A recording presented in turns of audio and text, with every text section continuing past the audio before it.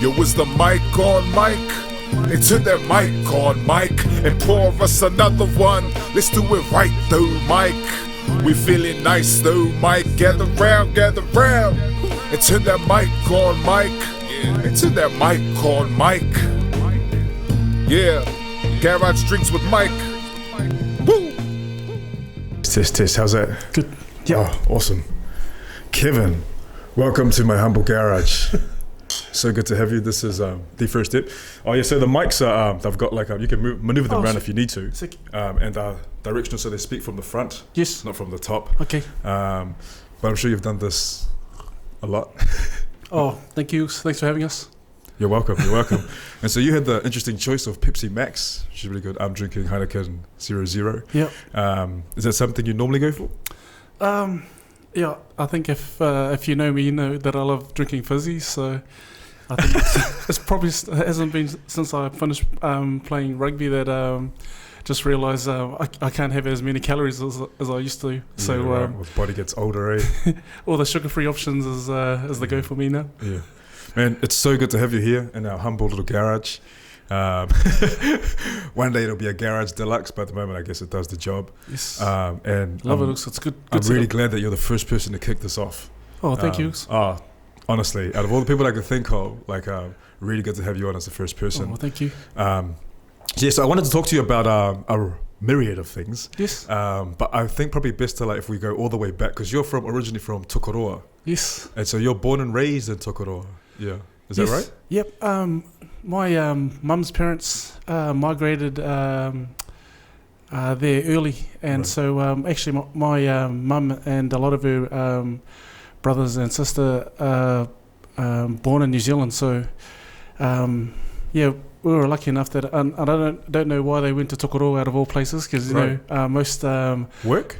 Yeah, they ended up working at the mill there. They forest products. Yeah, and my dad worked there, and all my uncles as well. So it was an awesome place to grow up. Right. I think the people we are today, it often stems from the environments that we grow up in and the experiences that we have. And so I think growing up in an awesome place like Tokoroa, which is quite a small place. All my aunties and uncles and my grandparents live really close, so you walk down the road. Even as a youngster, it was fine for us just to walk down to our grandparents' house. And yeah. So back in those days, many Samoans living in Tokoroa? We had a good community there. Surprisingly, quite a good Pacific Island community there. And we had my granddad my pa was the conductor of the Samoan choir at the Catholic Church, and we had an assembly god there as well. So there was we had a really good Pacific Island, lot of people in Tokoroa, out of all places. Yeah. Yeah. And what was it like? What was it like growing up there? Obviously there's quite a few Samoans, yes. But you enjoyed growing up there, and your dad, your family working in the sawmill. Yes. Yeah. Yeah. No, a great place to grow up. Yeah. Like we were really close with our cousins, who were probably like 3 or 4 years younger than us, but we spent a lot of time together. And, we learnt, even when I think about catching up with our uncles and stuff, we'd always go and play touch with them. They'd always pick us up, we'd go down and play touch with their work teams and that as well. So it's a really tight knit community. Yeah. And a really good place to grow up when you're just thinking about people that sort of, I don't know, I thought when I was growing up in Tokoroa, everyone sort of lived relatively the same. So it didn't seem like there were classes growing up, classes of people growing up in Tokoroa. Yeah. So I just thought never felt like there was much judgment of who had what. It was just, and maybe that was me looking through the lens of a young person, but looking back, I just think pretty much everyone got on in the town, Yeah. And you started, obviously, your rugby journey in Tokoroa and then came to Auckland, is that right? Yes. We, as young teenagers, and as the mill started to shut down parts of it, my dad was made redundant. Right. And there was I think they came to a crossroads where do we look to move out of Tokoroa, and it was a big decision for us as a family, and it's pretty cool. Our parents actually asked us, what do you think about us moving up? And you know, when I look back, I just I thank my parents for even asking the question, you know. How old were you at the time? I was 14, going on 15. And I was lucky when we moved up to Auckland as well. My brother Luke, who's a year older than me, we could go through school together. So I always felt like you know, it always feels safer when you got someone to go through school with. You know, go through something new with. Yeah. Plus, at that age, you're leaving like a whole group of friends and stuff that you've made, and you're coming into high school where I guess people have already sort of established like their sort of friend groups and stuff, and to come into that, you got to find like a whole new set of friends. Was it hard for you, that move? I guess it helped having Luke. Yeah. But did you find it hard, like trying to adjust and find a new group of friends? And I tell you, the demographic from Tokoroa to South Auckland is really different. And one of the, I think walking into, and we went to Old Ere College, walking in and seeing a lot of people with similar backgrounds and upbringing to you,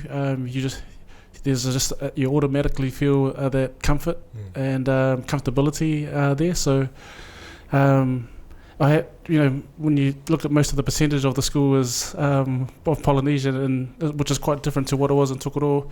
I suppose it just made it easier when they sort of you're walking in, meeting new people that probably have a similar upbringing and traditions that you've been through as a youngster as well. Yeah. Quite kind of sort of accepting, because I guess people already sort of identify with each other. And yeah, I know, because when I first came here to New Zealand, I went to Palmy. Yes. I was in Palmerston for 7th form, and there was only like one other islander, and Samoan guy. Yep. In 7th form, but when I came to Auckland, just coming across the Polynesian community was I didn't want to leave. Yep. You know what I mean? And I felt really at home. Yep. Of course I missed Tonga and stuff, but yeah, Yes. I felt so much more at home. So you would have you came in and you just go straight into rugby, or was that did you have to be convinced? Oh, no.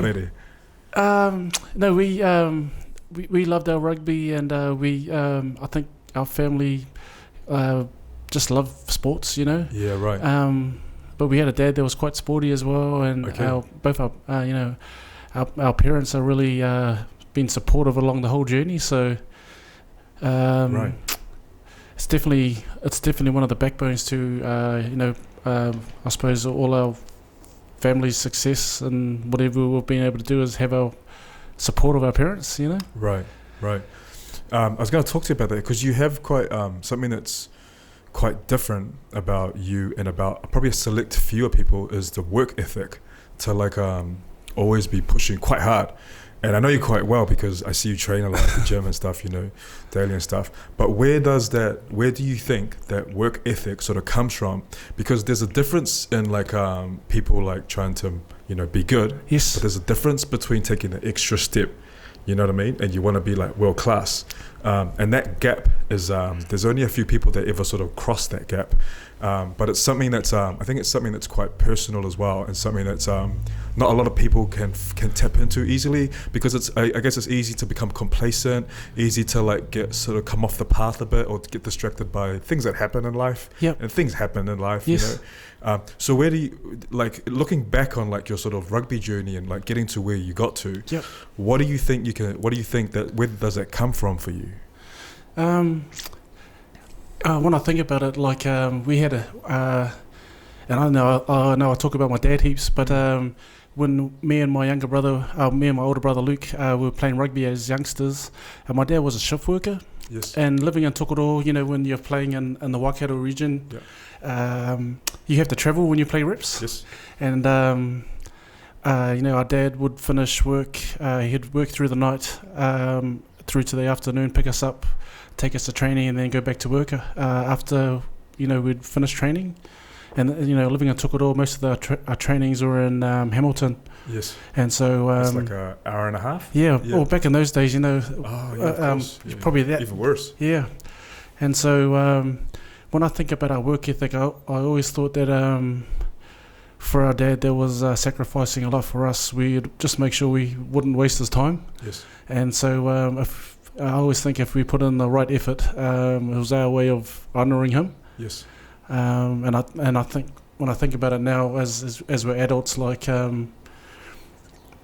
And for us, at the gym as well, when we see people put in that sort of effort, that's all you can ask for. Like 100%. sometimes, sometimes the technique's not perfect, but when you see people put in a lot of effort, you just something that you can feel proud of. 100%. I normally tell my class, 80% of this is you turning up. You're here. Yes. You know what I mean? And I get that sometimes it's hard just to get to the gym and stuff, but once people have arrived, yes, that's also what I like about the sort of classes that we run, is that it's because you step into the gym for an hour, you don't have to think. Yes. I don't have to think. And even like as a trainer, when I'm going into like someone else's class, I don't have to think too much, because the trainer's there to guide you through, take everyone through. So 80% is just turning up. Yep. The other 20 is the effort that happens, of course, like when they're training. You understand that too, coach? Like we both do early morning classes. Yeah. So I think when we see our team turn up at that time of the morning, you're firstly grateful you turned up, Yeah, and I don't want them to waste their time. That's it. Like I know, to set your alarm for 5 o'clock, yes, whatever, and get up and come to the gym. Yep. Now that they're here, they're in my hands, yes, and I want to look after them for that next hour. Make sure they get the most out of that hour before they start their day.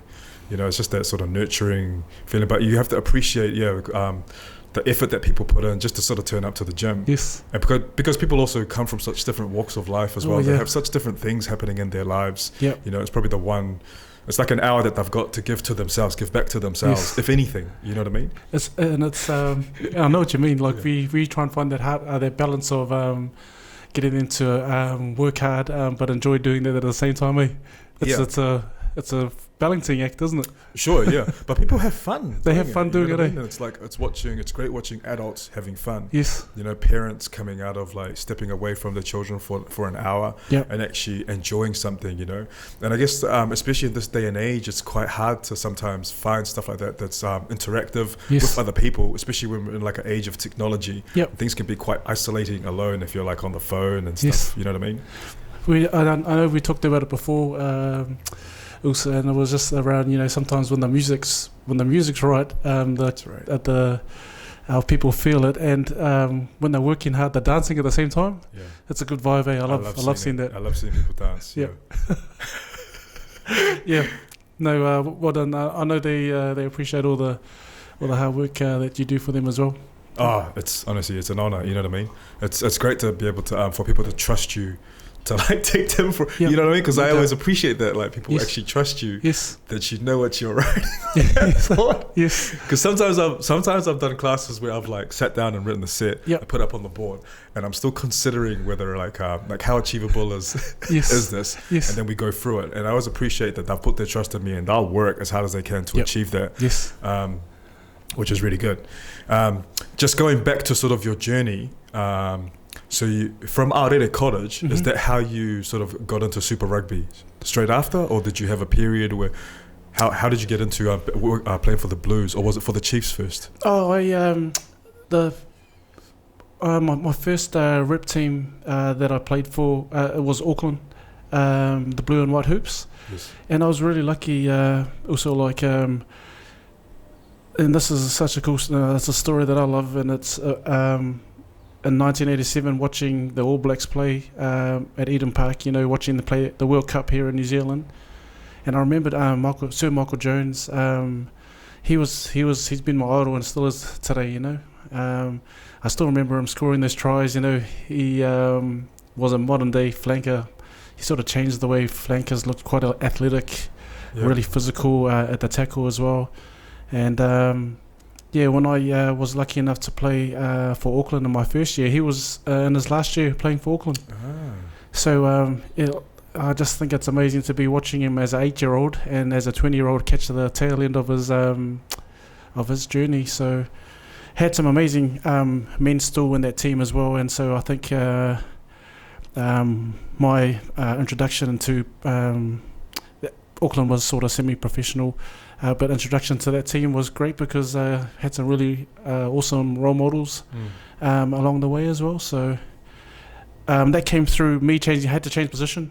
I was originally a loose forward, and had a really good friend and mentor who's no longer with us anymore, Jeff Moon. But he was adamant that I needed to change position to go further in rugby, and he said I needed to move into the front row, and I thought he was joking. If he had said, move out to the backs or something, it would have sounded probably sounded like an easier transition. But moving into the front row, where when I first moved there, the first thing you think about is big and slow, which is today. And even when I played in my time, it's totally different. They're just big, fast, and strong. So. 100%, yeah. Just it took a bit of a mindset change for me, but had a really good support crew of players and coaches and family that really helped me transition. Yeah. And so you transitioned straight from sort of playing for Auckland Rugby and then into Super Rugby? Yes. Yeah, I was... How hard is it to get into that? Do you know what I mean? Or is it here in Auckland, is it more like once you're sort of set on that path, is it easier and easier to access the next channel, or does it get harder and harder? I must admit, my first couple of years, I probably took it for granted a little bit. I was a young number two. I was a young hooker. How old were you then? I first started playing Super Rugby at 20. And in the front row, you actually, for you to become really good at it, you actually have to play in the position. Like it's like an apprenticeship. You have to get minutes or time under your belt, because things that you experience in a scrum, you can't. It's hard to teach in the training sense, because when you get into scrums, there's so many variables, things that can happen, so many different scenarios that you can go through. You actually have to experience a lot of them to learn from these experiences. So I probably spent the first couple of years as a Super Rugby player on the bench, and when you're doing that, I sort of was just happy to be playing Super Rugby and for the Blues, a team that I'd watched since I was young. And I actually hadn't spent as much time as I should have learning my craft, getting better at that, and probably could have been a better professional as a youngster. Right. Yeah, and I guess you're also in a position as well. You're in a team that there's people always sort of behind your back, especially Auckland, play for Auckland. There's always people behind your back that are trying to take that jersey off you. Yes. Did you find it really competitive at that time? Because I know that, I know, out at a college, like in comparison to like St. Kitts or like some of the bigger private schools around Auckland who put so much money and stuff into like rugby. Did you find much more competition of other guys trying to like come through and sort of take your position? I think especially in Auckland, there's a huge talent pool here in Auckland, and so you definitely, there's always and when you think about rugby in New Zealand, like talent is like we have it in abundance in New Zealand. So once you get complacent in our sport, it's hard to stick around. So 100%, yeah. No, and it's getting. I don't think it's slowing down at all either. I hear some schools have like 4th formers, 5th formers up at like 4 or 5 o'clock in the morning training. You know what I mean? And but the window for like getting an actual contract is not that big compared to the amount of youngsters that are coming through that are wanting to like chase that dream. Yeah, I definitely think it's a double-edged sword. We're trying to fit people through like such a like a pinhole. And it is somewhere along the line there's going to be disappointment for people, for our youngsters. But one of the things I really like about it is like you were talking about, they're getting up early in the morning. They've got a drive to get up early in the morning, and work ethic. It's so hard to teach. You can't teach it. It's people either get it ingrained in them or they don't. And whether they go on to play that sport or not, they will have an ingrained work ethic in them, which is important for anyone, eh? I think the other avenue as well is that you find more and more Kiwi players eventually like end up overseas, and I think some pretty good examples are the Samoan that plays over in Ireland, the Tongan guy that plays now for the Wallabies, and these are all people that sort of came from New Zealand. But the other end of that is that people they've got to kind of watch out for themselves. And while competition is quite hard here in New Zealand to sort of make the All Blacks or make those bigger teams, as long as those opportunities are offered overseas, people will eventually sort of end up heading overseas. Do you think that's something that's going to threaten New Zealand, like into sort of the next generations to come? Because you know how dominant the All Blacks have been. Do you think that's something that that would happen in the future? I actually think and I can probably speak from a player's or probably an ex-player's point of view, is that it's amazing. It's great to have opportunity, and the more opportunities there are for people or for all rugby players, boys and girls, then the more chance they get to do things that are outside their comfort zone. You know, like we see so many of our players grow. They grow immensely when they get a chance to work outside their or live outside of their comfort zones. Sometimes even that's just moving outside of Auckland. But then when you see them move overseas, some of my friends have moved overseas, had their families grow up, and their young kids speaking French as well. Like I've seen that, yeah.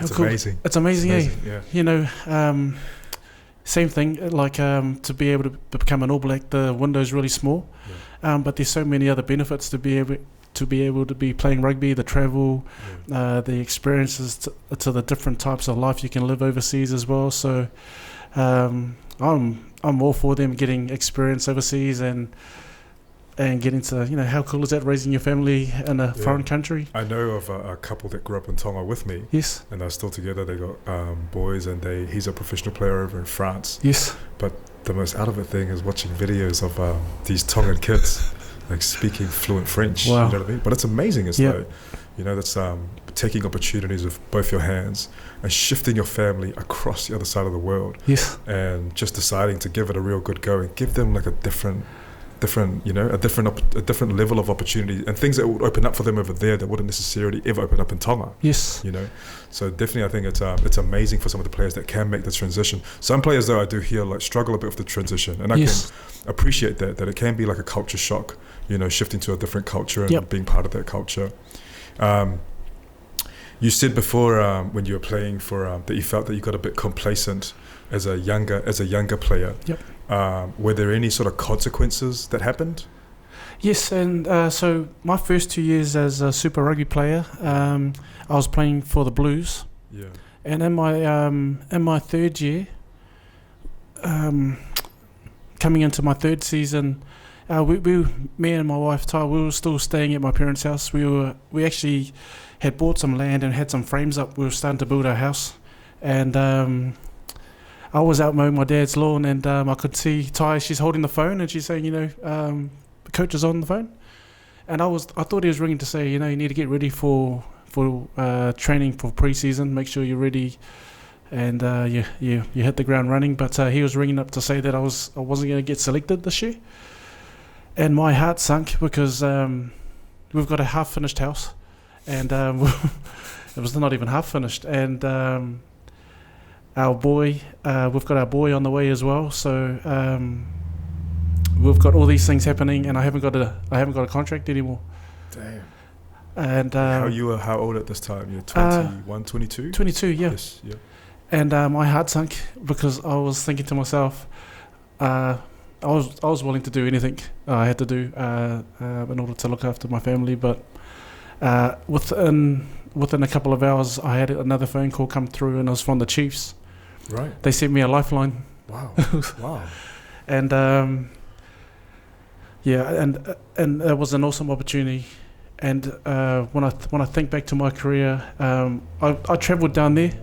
I travelled to Hamilton every day, living up in Auckland, and I'd leave early in the morning, probably the same time we'd start our morning classes, you know, and head back after training.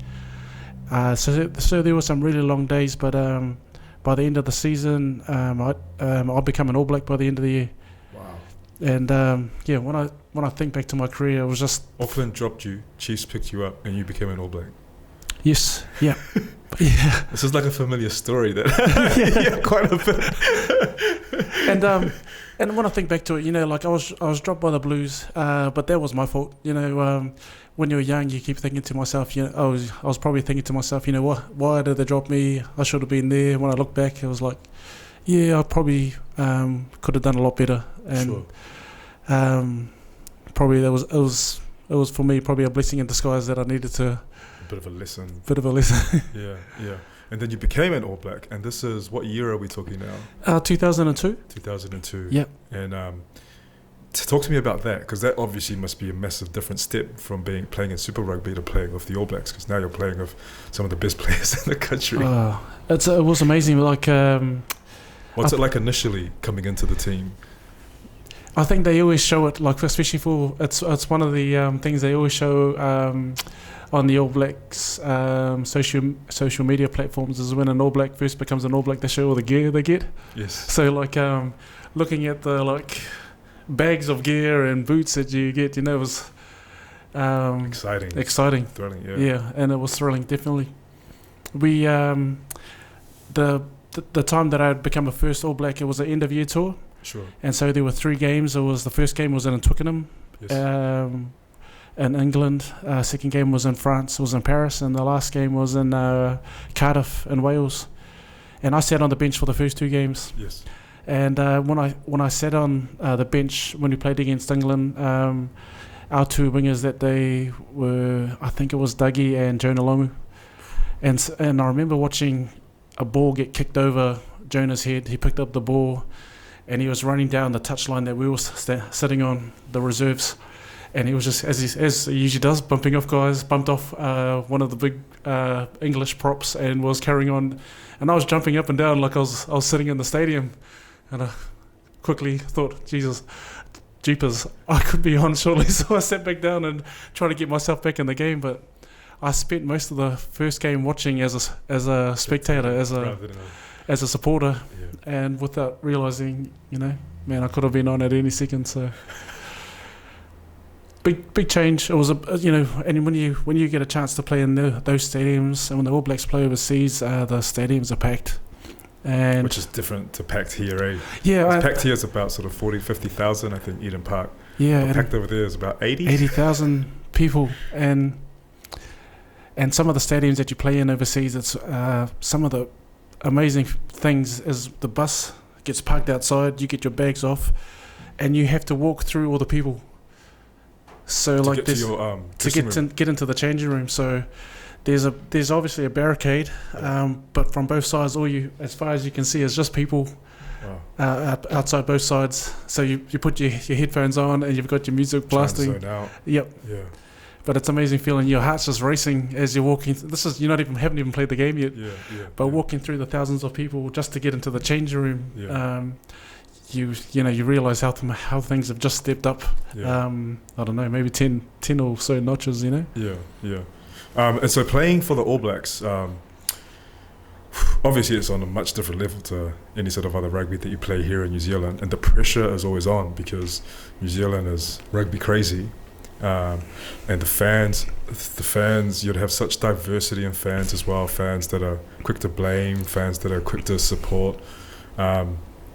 What's it like, pressure-wise, being part of the All Blacks? It depends whether you're winning or losing. 100%. Yeah. Great answer. Yeah, so, and I think the All Black supporters have, they've gotten a lot better over the years as well. Yeah. And, you know, when I first become an All Black back in 2002, there was some time I had been to 2. I was lucky enough to win 2 World Cups also in my time, but I had 2 other World Cups that I had gone to. They weren't so flash. And, I think being on the other side of those 2, you get a lot of criticism, probably which is deserved as well. But there's a lot of criticism, and if you don't know how to handle that, you can tend to carry a little bit of baggage around for a bit. So we have amazing supporters, All Black supporters all around the world. But definitely with the legacy that has been a part of the All Blacks for probably 100 years, that's when you put on the jersey, you're carrying that with you as well. So you realise how special that is. But when you get your chance, you just got to make sure you leave something of you in that jersey as well. Playing overseas, yes, and obviously every country is different. What were some of your favourite countries to play in, and what were some of the ones that you find a little bit not so favourite to go to? Also, if I can probably share my favourite and hardest place to play for me would be South Africa, and I love playing at that place. There's probably a few things that you can talk to, and there's most of the time when you play up in the high veld, you're playing in altitude, Yes. which is quite hard for your lungs to adjust. Yeah. But when you play the Springboks at home, you're playing against these giants of world rugby, and along with that, the passionate people as well, and their supporters are the same. So the energy feels intense. You know, Right. it feels you can feel the Danger. yeah. Yeah. You feel it in the air when you're walking into the stadiums, and it's the same thing. You have to walk through people as well. Yeah. Yeah. You know, because what's different in New Zealand, most of the time the bus goes inside the stadium, That's right. so yeah. they drop you off straight outside the changing room. Yeah. Right. But when you're playing in some of these other stadiums, you actually have to walk through the supporters, and then you can feel the energy that's in the air. So it's always really special in South Africa, and it's Why is that? Is that because of just the generations and tradition between New Zealand and South Africa? Because I know that New Zealand and Australia obviously, you know, go at it. But what is it between South Africa? Is it also the stuff to do with apartheid? What is so what makes them so different? Yeah, there's something special about South Africa, and probably a lot of the things that they've been through in their past that makes them stronger as a nation as well. Yeah. You can tell they're very resilient people because of what they've seen in their lifetime, and their rugby players probably carry something similar in them as well. Yeah. So they're very, very proud people, and you feel that on the field as well. Yeah. They don't hold back, do they? They don't hold back, which Yeah. is great, Yeah. because I think that's a sign of respect for when you play against other sides. Yeah. But it's always a tough place to play. Yeah. And if you play in the afternoons, you know, it's hot, as well as altitude, as well as the crowd's energy pouring onto you as well. So, had some really tough test matches over there. They've got some amazing rugby players as well. Yeah. So, Any of the All Blacks ever run into any sort of racism or any of that sort of stuff ever happen to them over there? Because I do know that I have heard that when they do travel to South Africa, they're kept quite tightly away from the general sort of public in general. Yeah. But does that stuff ever sort of happen to them? I think there's probably been one or two instances that I've heard of, but I can tell you, South African people are really good hosts. Yes. You've probably been to a few braais, and you've probably got friends of South African heritage as well, and they are the best hosts in the world. So when I say passionate, they goes both ways. They're really passionate about their team, so they support really strong. But after the games, when you play in Durban, they have barbecues outside their booths. So everyone in the stadium they set up their barbecues, and they've got a stage. They do an aftermatch there in front of everyone. Right. But people are offering you barbecue and stuff. Oh, cool. Probably more so when their teams win, you know. But they're really hospitable people. Yes. Yeah. So there's a lot of people. South Africa is a huge place with a lot of people. So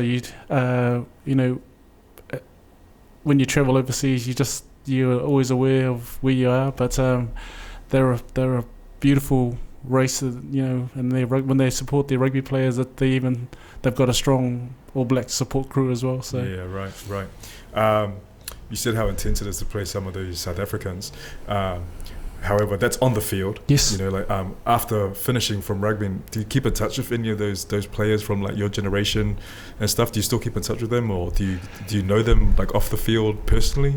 Most of it's over social media now these Right, days. I think it's a really cool platform to be able to stay in touch.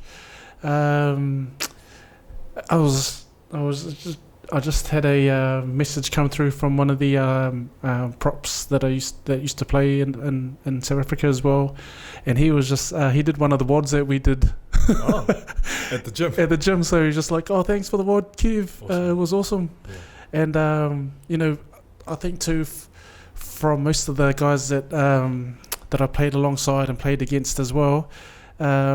You see the front rowers, the guys that we usually get picked on from the backs and that, because we probably carried a little bit more weight than we should have when we played, but they're looking really, really good these days, So no, the beauty of social media is that we can keep in touch with our friends and guys that we played against all over the world. I think it's something that really keeps that connection alive. So pretty cool. Obviously in real life you're very gentle, very, very humble. But I'm guessing that you have to switch gears like when it's time to go on the field. What is that like? What's that like for you to make that switch? I'm sure it's something that you're used to doing, but describe it for me like as someone that hasn't been at that level. Yes. What it's like to all of a sudden just switch gears and become, you have to get across that try line no matter what. What is that like? Well, also I was just thinking, in the first lockdown, when they couldn't play any live rugby, they were playing heaps of old All Black Test matches, and I'd watched some of the Test matches that there's a lot of Test matches that you don't watch on TV because you're playing in them. You sort of watch them when you're doing your homework. Yes. So clips. So you never really watch back some of your games? Not actually like a live replay. Yeah. And so over that lockdown, it was a chance to watch some of the games, and the game's pretty clean these days. Right. And some of those Test matches I was watching, they're pretty brutal. And when I think about crossing the line, it was different for me to watch that. Be there. Yeah. And what's that difference? Or just different watching me like that. Right. Interesting. Like I know that for my teammates, I'll do whatever needs to be done for my teammates, and it's like watching a different person almost. Yeah, it is actually. Yeah. I didn't realize I'd probably call it feisty, but I think probably being smaller than most rugby players, probably a little man syndrome. Right. Yeah. But you're in a different headspace. Yes. You're in a different headspace because you're there to do a job. Yes. And you can't. There's no time to I guess on the field. Yep. I think that's why more and more these days we really value good sportsmanship when we see it Yes. happen on the field. Yes. Because I can appreciate that most people there are in the same. They're at that high zone where they're about winning. They have to win. Yes. But now you can sort of step away from it and see it. Must be quite different watching it and watching yourself as well. Yeah, it's quite eye-opening watching it.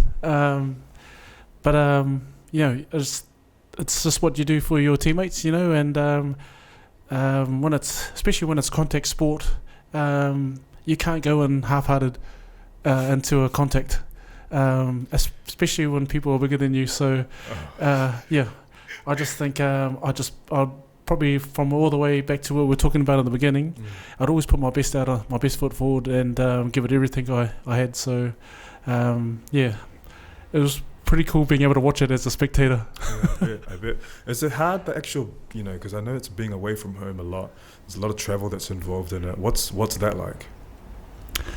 I think, especially through my rugby career, I was really lucky that my family they're amazing support crew. Like Ty and the kids were always there to support, and even if they didn't travel, I could always feel their support. And I knew that my parents, Ty's parents, our brothers and sisters would always make sure they were looked after. 100%. I couldn't imagine being able to do my rugby career without that. Yeah. And so definitely had a strong foundation to help me be able to do what I did on the field, and it allowed me to be able to do that really well. And I don't think I would have been able to do any of that if I didn't have the support of Ty and the kids, and the rest of my family and friends as well. We are only as great as our partners. No doubt. No doubt. I can't say that enough, and I believe in that. Once you have a good partner, yes, you can do almost anything. You're bulletproof. Yes, because you have that support behind you. Yes, if you have that support base, then it's I feel like sometimes I'm capable of anything. Yes, you know what I mean. But that doesn't come from just me. Yep. It comes from my wife, my children behind me that kind of take off the stress of me worrying about them too much, and just backing me up. Most definitely. But that's amazing. That's amazing. So there's definitely parts to AUS where we like when everything's when you got your backs against the wall as well, that I'm going to do this for them. Yeah. There's going to be no other option that I'll make sure I push you and do everything we need to do to make sure we can look after them. So I think that's the other side of it as well. That if when you're finding it hard, your family is the purpose where you would lift yourself up out of something. Finding your why. Finding your why and why you're so far away on the other side of the world doing something crazy. Yes. It's finding that reason why. You played a lot of games. But 136? 32. 132. Yes. A lot of games. And I can only imagine putting your body through that, for so long.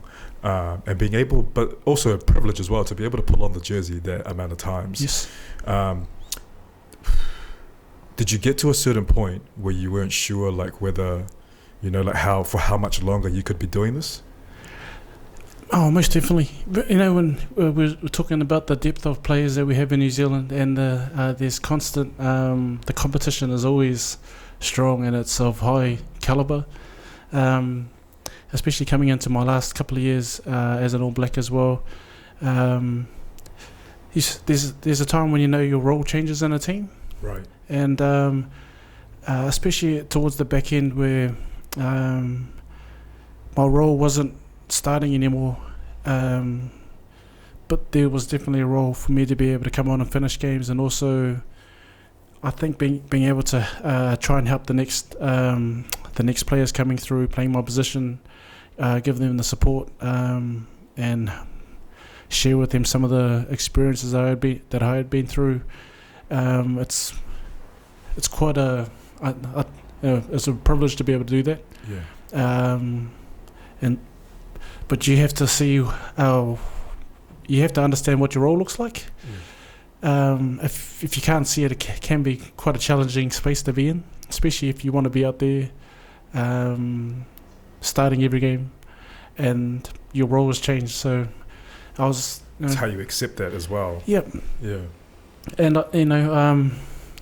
I had my time as a starter, and towards that back end, it was just it was definitely about making sure that when I was out on the field, I was giving my team the best of what I could give them, but off the field and being able to help players come through in my position was definitely a priority for me. Yeah. What's it like to win the World Cup?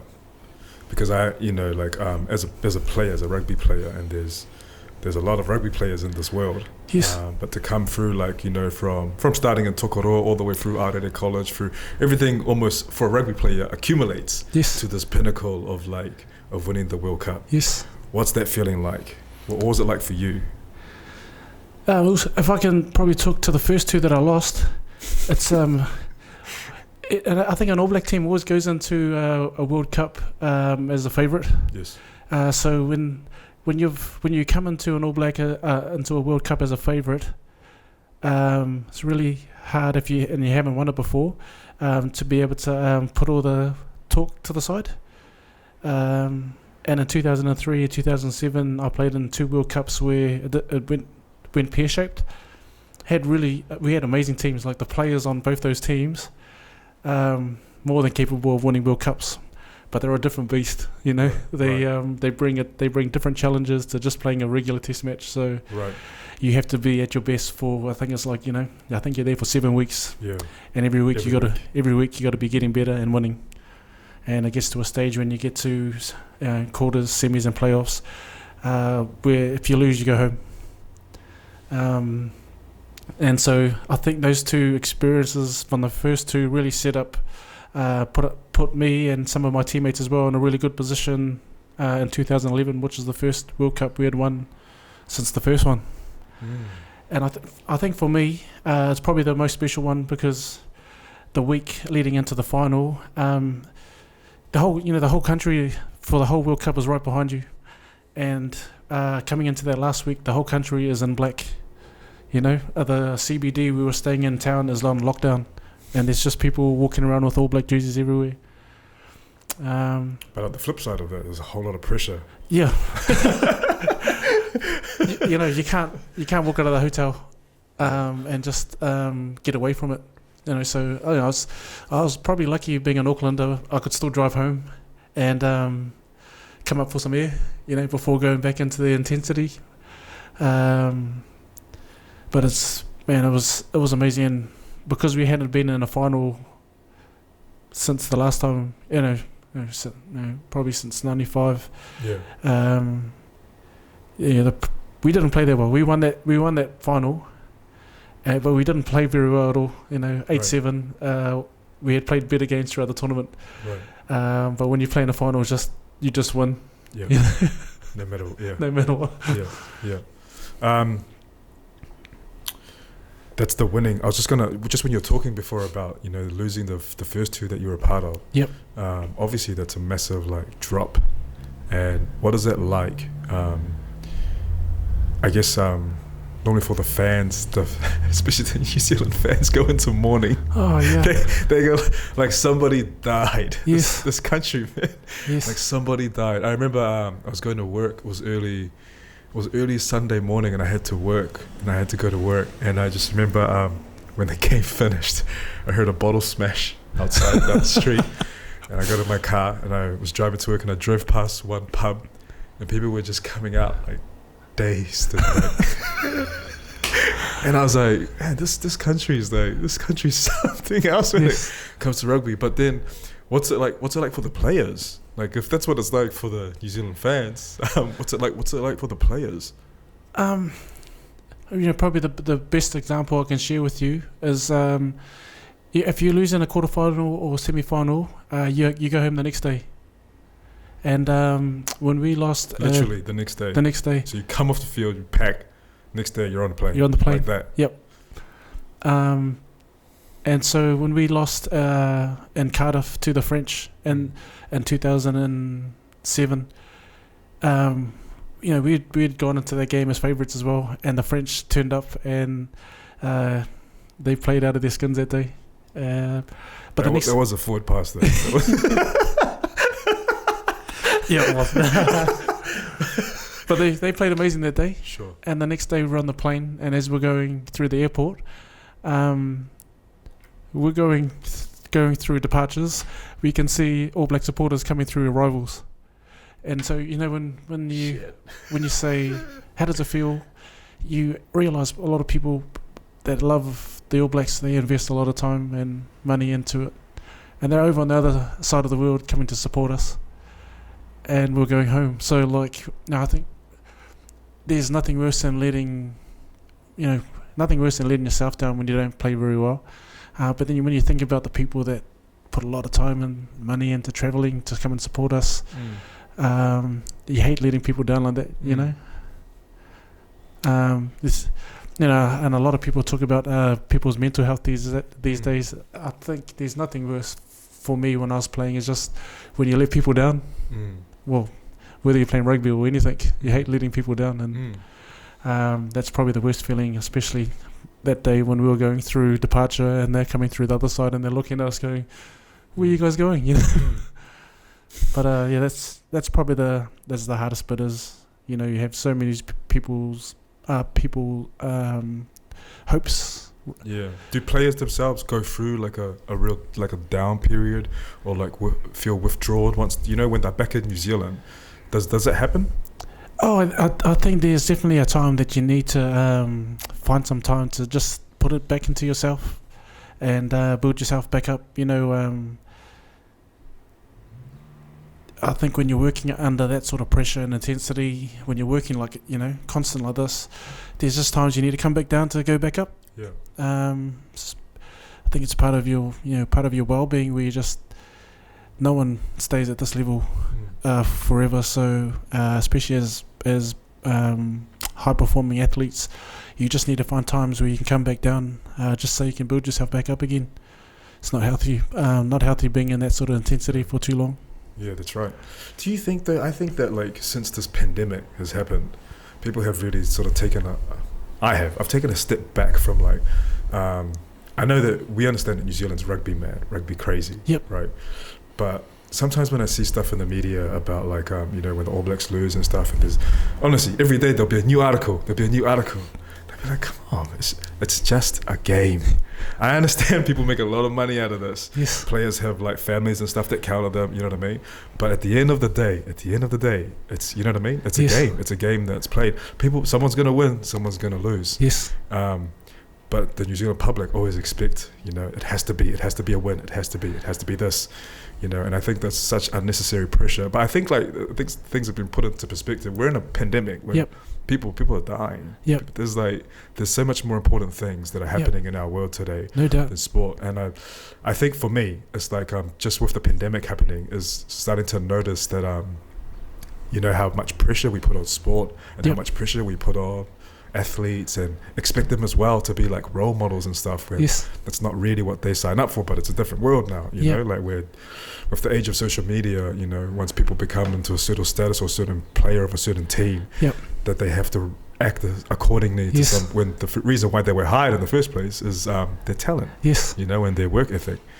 So it's in such a different space at the moment. But I don't think just in recently this year, I don't think it's any easier for when All Blacks lose games. I don't think it's any easier. Do you think that's right? Or no, I think you're right on the money. Also, I think COVID's has given us perspective, and I think it's as a professional as well. You just got to realise that you're playing against other world class athletes. So there are going to be days where teams are better than you. It's sport. And I think our public is, and not only the public, but I can even see it through the rugby players' lenses and the way that they're sharing with people. Is just everyone's just got a better perspective on life after COVID. Especially getting the chance to play sport again. Whether that's in the communities, because even our kids, you can see how much fun our kids are having going back to playing sport again. It was really tough when COVID happened and sport was shut down, and then you start to realise that, it's what my son was quite lost without his rugby, and because it's like his big driver through. So you can appreciate, that, just to be able to sort of play sometimes is almost a privilege. You know what I mean? I think that New Zealand's very lucky that we're in this place that we are at the moment. So talk to me about when you were, because becoming a 100th capped All Black, which is amazing milestone, and also you're in amazing shape. for someone that's gone through figuratively, these are car crashes. These are car crashes every game that you put your body through, but you're still in pretty good shape. But to how big was it for your family to reach that milestone of playing 100 games? Well, when I think about playing, when I played my 100th Test match, and I was really lucky. Me and Ty, we just pulled out some of the photo albums. I don't know if people still have those, but we had some photo albums at home, and it had some pictures of our when I played my 100th Test match for the All Blacks, and it was in Brisbane. But we had about 100 family members fly over for the game. And when I think about the 100 Test matches, it's me being able to share that moment with my family, and it was like me saying, it was my way of saying thank you for everything. Because even as a youngster, the support from my family was there. When they talk, I knew as a youngster I wanted to be an All Black. No different to a lot of youngsters in New Zealand, but to be able to follow through and follow that through and have their support the whole way through. When I think back to the 100 games, I was running out there thinking to myself, thank you for being here on this special day. This is my way of being able to share this with you, is say thank you for everything. Would you describe it almost as that feeling? It's not just you that has achieved it, yep, but it's everyone. It's my team, but it's my family, everyone behind me. Yes, we have achieved this together. And that's what it feels like to play the 100 games. And then I think about all the teammates that been there all the way through, through the different parts of it. because a lot of your teammates move on as well. Yeah. You become really good friends, but things change and Life happens. yeah, life happens. Yeah. So it's a big journey with a lot of different people. Yeah. But your good friends are always there, and your family are always there. So yeah, I just look back and think it's a nice way of being able to thank all the people that helped me on that journey. Is it still only 5 All Blacks that have crossed the 100 mark? I think we've got a few more now. Yeah. I've got that wrong. Yeah. Well, they've and we've got a few more on the cusp as well. So Yeah, it would have helped with COVID locking things down. Yeah. Yeah. But no, very, very special to be able to be a part of that. But you just realise there's so many factors and people that go into making it all possible. Sure. Yep. Who were some of the favourite players that you'd played with that you really enjoyed playing with across the years? I'll take a drink first, eh?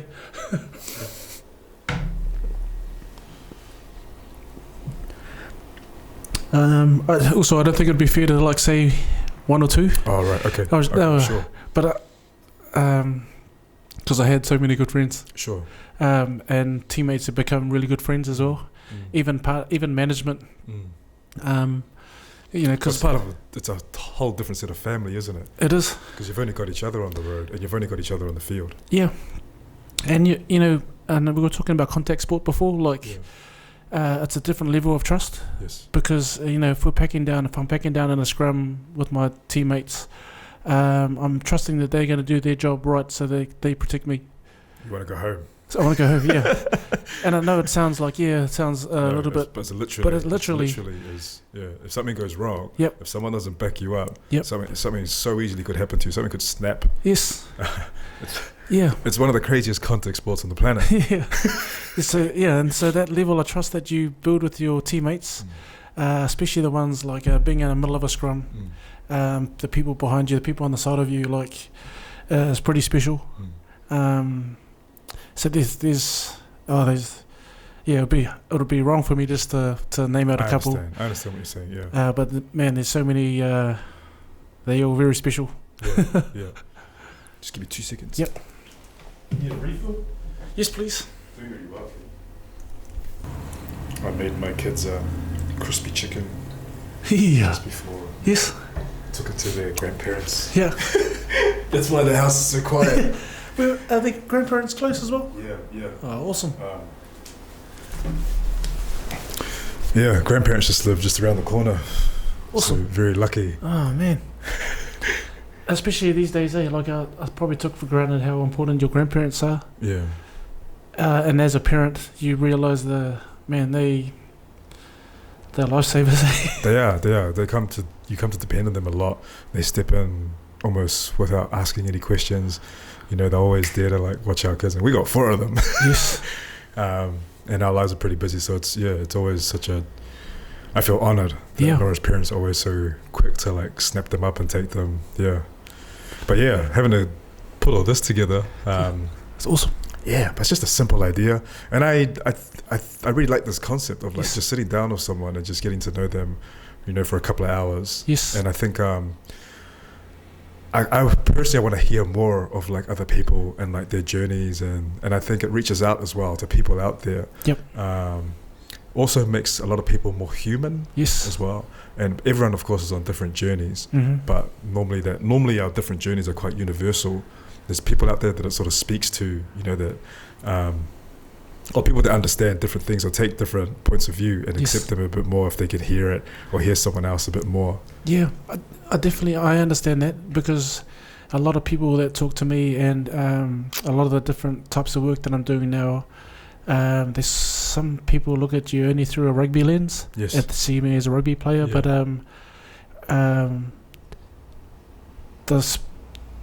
rugby is the vehicle. Yes. But you can think about all the other amazing stuff you learn from it, like being able to work under pressure, being able to be a part of team culture and part of building that as well, learning to communicate with people.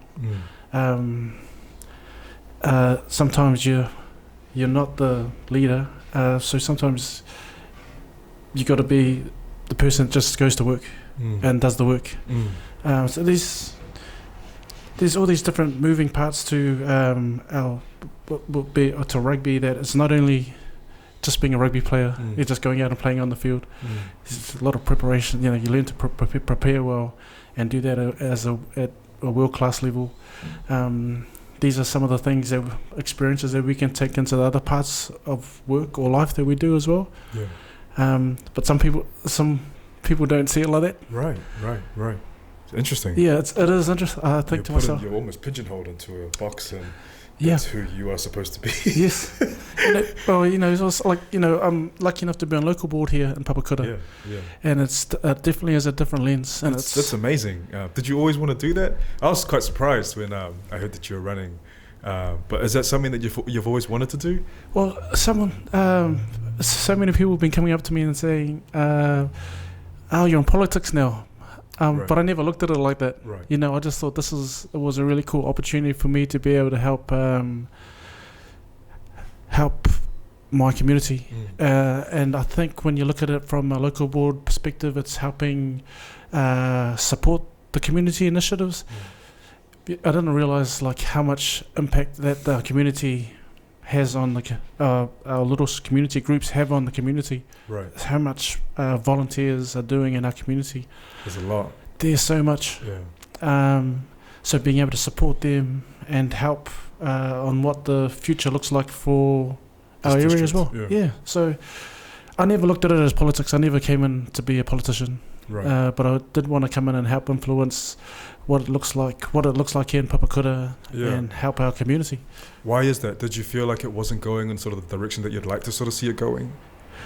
No. I mean, I never sort of looked into it with that sort of lens. You literally just wanted to help add in and help guide it as well. Yeah, and our business is in the area as well. We eat and shop local as well, and so I just wanted to be able to where I could help influence. I'm really proud of where we live, and I think coming from a rugby background as well, I've probably got a network that I can share globally. Right. And I can share that, that I'm really proud of where I'm from. Yeah. And so whenever we're eating, training at what we do here in Papakura, I'm always happy to share that socially, on my social media, because I'm really proud of where I come from. That's great. Yeah, it's a great community. Yes. We were at a free event yesterday. Yes. In Papakura. Chrissy and her church were doing free sausages, carols, face painting. Yes. And so we took our kids there. It's great. Yes. And that's what a community should be about. Yep. It's about those sort of events, because not everyone has money to go to things or afford things, but whenever there's those sort of events, they just bring everyone a bit closer together. Yes. And cars driving past, and they're giving out sausages to people just driving past. And such a great feeling, a great vibe. And Papakura's had that for quite a while now. Yeah. That really good energy about it. Yeah, we were at the Christmas parade last week. Oh, yes. Yeah, and it's been a while since I've been to a Christmas parade, but it's amazing the joy you see on families' faces. We could see them. We were at Satay Noodle House, at Bun's restaurant. We were having a feed there, some lunch. But as we were waiting, we could see the road start to fill up with families, and you can see the genuine joy that families get that we all had from the day, watching the floats go past. Free lollies. Free lollies. It's always that's the community we're talking Santa about. comes out at the end. Oh man, yeah, they were so stoked. So kids freak out. Yeah. Do you enjoy working on the board? I do actually. I work alongside some really good experienced people, and people that are genuinely want this community to do well. So, yeah, I love it. It's just really broad. Right. So you're looking at these long-term plans as well as talking with our people or constituents, and it might be something, there's a light out. Can you help, or would you be able to help organise to get the light changed or something? So it's just broad. There's a lot of things. A whole variety of things. So I've done my first year, got a couple more years left, but still getting my head around something. So Sure. Yep. Just like everything, I guess it's a learning process and yes, just getting better at it. yes, The concept for your gym, yes. for Fit 60, did that start once you left rugby, or how did that come about, or was that something that you and Tai had just always wanted to start running? I think you know, a strength that we both have is that we have really we connect well with people, and when I think about the times that I spent at my dad and my uncles had a gym when I was a youngster, and my dad comes from a bodybuilding background. Same with my uncles. And when I look through my rugby career, I was in a gym my whole rugby career, you know. So I knew it was something that I love to do, and that I had been around a long time. But some of the it's different though to being in a gym to like owning and running a gym, because you have to have it's a different switch, because you can't switch off and train. No, but I think the things that we do really well, which is about being with people, helping people, that's pretty much what we do at the gym. You know, like it's a community place. Yeah. We can't take it away. We actually our people train really hard. They got a really awesome training ethic, and it's our job to be able to help bring that out of them. But like we talked about before, they work hard, they dance at the same time. We go catch up for coffees, you know, like it's an awesome community. Yeah. They really look after each other. So I think that's probably the real heart of it. Sure. The training part of it is like the vehicle that we get people down there. It was the mic on mic. They took that mic on mic and pour us another one. Let's do it right though, Mike. We feeling nice though, Mike. Gather round, gather round. And to that mic on mic. And to that mic on mic. Yeah, garage drinks with Mike. Woo!